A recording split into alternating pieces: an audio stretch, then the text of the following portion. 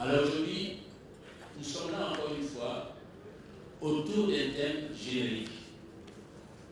Ce thème concerne à la fois les membres du gouvernement, les parents, les étudiants et même les paysans au village. Le thème générique, c'est l'entrepreneuriat des jeunes, quel environnement. Je suis content de voir ici ce soir le ministre Bali qui est en train de faire du chiffre et également à côté de lui le ministre de l'économie et des finances qui lui donne des enveloppes pour que les projets réussissent. Le ministre de la communication qui donne l'information pour dire qu'on a beaucoup, le ministre de la jeunesse aussi est là.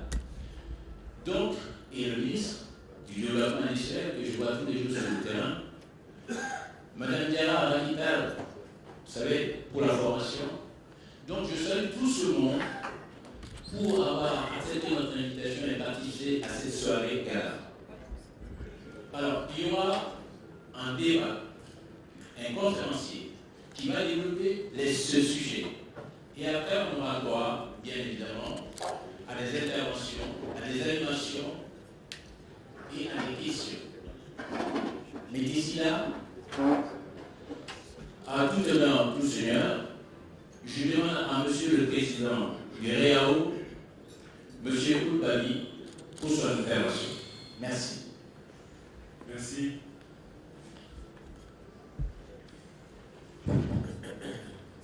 Bonsoir tout le monde. Monsieur le ministre du Développement industriel, représentant son Excellence, Monsieur le Premier ministre du Mali, Mesdames et Messieurs les membres du gouvernement du Mali, honorables députés, Excellences, Mesdames et Messieurs les chefs de mission diplomatique accrédités au Mali, Mesdames et Messieurs les représentants des partenaires techniques et financiers du Mali, Messieurs les présidents des organisations patronales du secteur privé, Mesdames et Messieurs les chefs d'entreprise du Mali, Mesdames et Messieurs les membres du REAO, honorables invités, bonsoir. Le REAO Mali a choisi pour sa rentrée annuelle 2017 le thème « Entrepreneuriat jeune, quel environnement ?» parce que la fonction publique n'est pas un réservoir d'emplois extensible à souhait. C'est pourquoi le secteur privé doit aider à absorber les jeunes de plus en plus nombreux déversés sur le marché de l'emploi. Beaucoup de nos jeunes, dont les têtes fourmillent de projets bancables, n'attendent qu'à être guidés et encouragés. Nous avions tous, chefs d'entreprise, décideurs économiques et politiques, parents, une responsabilité sociétale et historique de tendre la main à ces dizaines de milliers de jeunes qui sont diplômés ou non sans perspective d'embauche.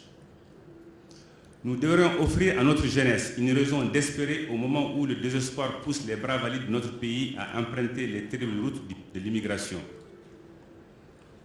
Il est grand temps que les décideurs publics optent définitivement pour les formations en adéquation avec les besoins du marché.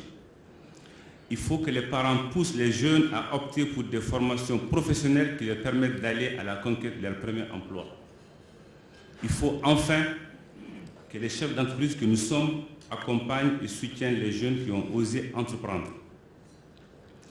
Monsieur le représentant du Premier ministre, chers invités, au REAO, nous sommes convaincus que l'auto-emploi peut contribuer à réduire d'une façon considérable le chômage des jeunes. Les entreprises, qu'elles soient grandes, petites et même dans l'informel, sont les véritables créatrices d'emplois.